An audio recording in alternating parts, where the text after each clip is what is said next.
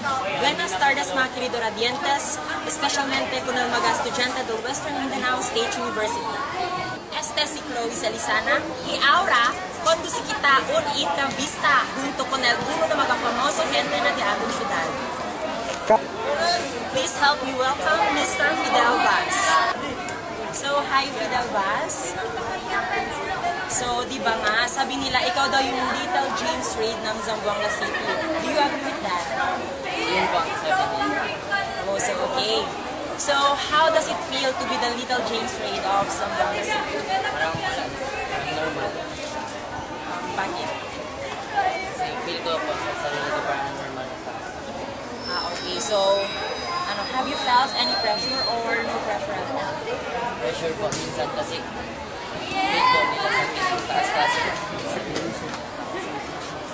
So, diba? So, mali pala yung perception nila na masyadong mataas ang Fidel Vaz. Okay. So, do you have any plans of getting into the modeling, in the world of modeling? Wala po. Bakit? Ayan. Hindi ko po talaga yun.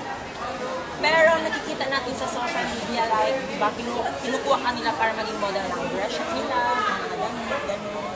So, ano yung tingin mo din? Mga photoshoots. Photoshoots, okay sa'yo. So, narinig din natin na kasali ka sa concert ni Paulo Onesta last time, doon sa gymnasium. So, paano yung preparations nyo that time? Practices ng po. Sayo. Ganun. So, para sa'yo, successful po ba yung concert? After the concert, anong feedback ng tao sa'yo?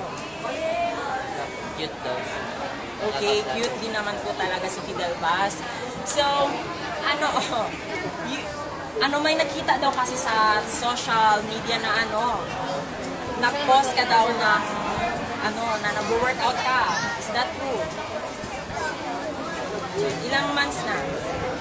Actually, hindi naman po talaga push-ups. Push-ups and sit-ups. Wala, sino yung nag-inspired sa'yo para gawin ito? Trip lang. Okay, so parang part siya ng pagbibinata, right? Okay, so thank you so much. So, ano yung gusto mong, ano yung message mo para sa ating mga viewers? Message? Anong message kayo? Fans, close friends mo.